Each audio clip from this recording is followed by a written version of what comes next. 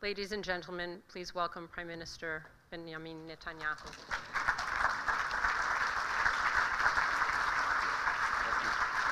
Thank you. Thank you very much. Thank you. Sharon, you were wonderful. Sharon, you are wonderful.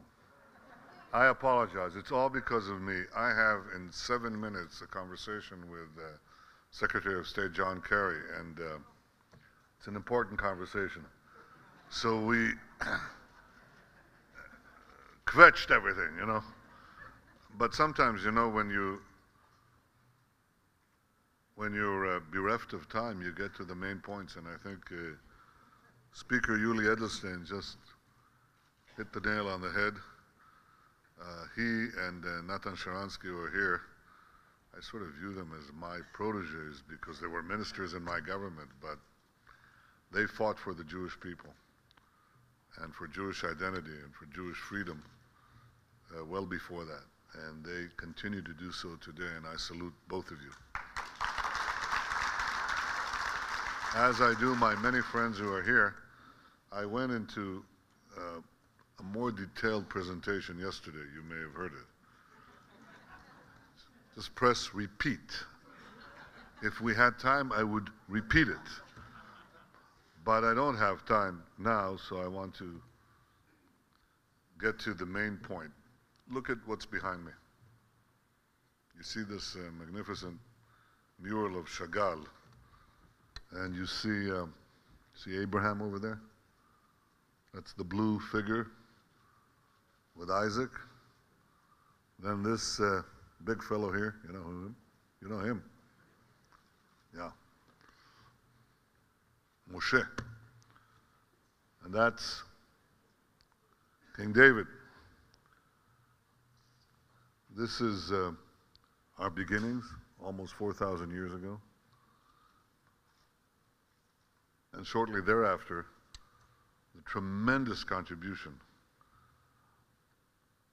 of Moses to human thought, and especially human morality, which was unheard of in those days of mass slave empires. There were no laws, really. I mean, there was no moral code. This was such a revolution. It just went like a lightning bolt through the nations and through history.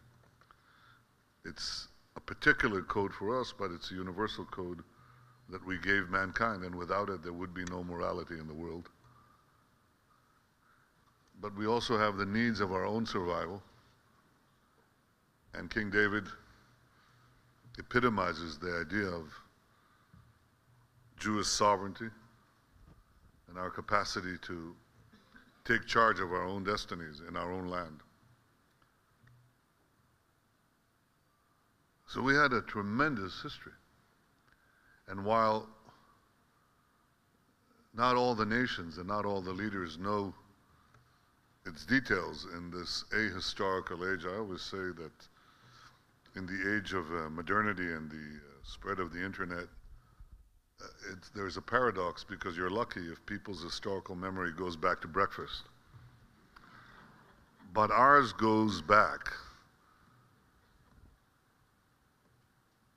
And yet I met today 20 young Chinese entrepreneurs, men and women. They came for a week to study here. We met in the Knesset, and they asked me a question. And the question they asked me was, there wasn't time there either, so one question really. What is your role as the Prime Minister of Israel? What is your main role? So I could have responded, what do you think is my main role? That's in our Talmudic traditions. But I fell back in a flash of recognition on my first visit to China, my first term as Prime Minister, and I met the leader of China then, Jiang Zemin, And I described to them the conversation I had with Benjamin. He said to me, I admire the Jewish people. So I said, I admire the Chinese people. He said, you know, the Jews and the Chinese are the two of the most ancient peoples on earth. We go back 5,000 years, you go back 4,000 years. I said, that's true. And I said, there's a lot in common, but there's one small difference. He said, what is the difference? I said, how many Chinese are there? He said, oh, about 1.2 billion. I said, well, how many Jews are there in the world? He didn't know. I said, 12 million. There was a gasp in the room. This is a suburb of Beijing.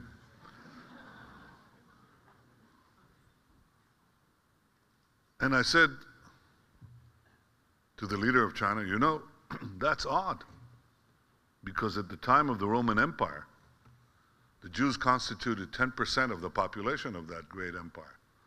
So by just extrapolation and natural growth, we should have, well, we wouldn't have 1.2 billion, but we'd have about 250 million Jews today. He said, what happened? And I said, this is verbatim, I said, a lot of things happened. But they boil down to one main thing. We Jews had a great history, for sure. But 2 millennia ago, we began to lose the grip on our land. You, the Chinese, had China. You had diasporas, but you always had China. We lost our land. And we were dispersed to the four corners of the earth with tremendous calamities that befell us. Massacre, pogrom, assimilation, loss of identity, loss of life on a scale that grew with century by century until it exploded into the worst horrors of the previous century. And I said to him that for the last 2 millennia, we've had one purpose, to come back and rebuild our national life in our ancestral homeland. This was our purpose. And Jews throughout the world said, for centuries, year after year, next year in Jerusalem, next year in Jerusalem.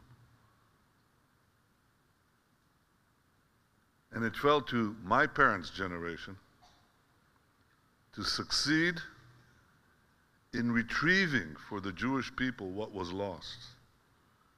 And it falls on my generation, and it falls on the Prime Minister of Israel, to secure what has been retrieved. That is my central job, to protect and secure the one and only Jewish state. And on this, we make no compromises.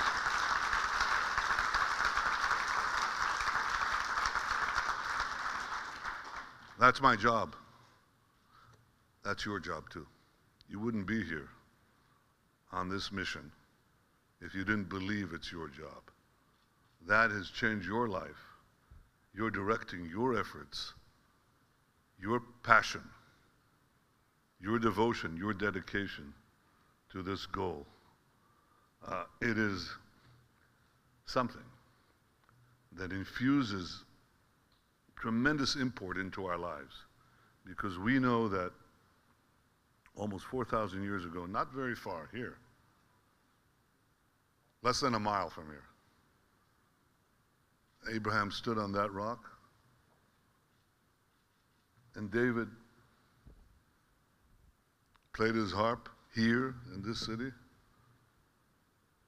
This is our land, this is our patrimony, this is a history of a people like no other. We've overcome the greatest travails in history. We have triumphed, and look at what we have produced and what we are producing. Look at what we will continue to contribute to our people and to the world. But we have to preserve the lifeline. And the lifeline is the one and only Jewish state. Cherish it, work for it, above all, protect it. Thank you very much.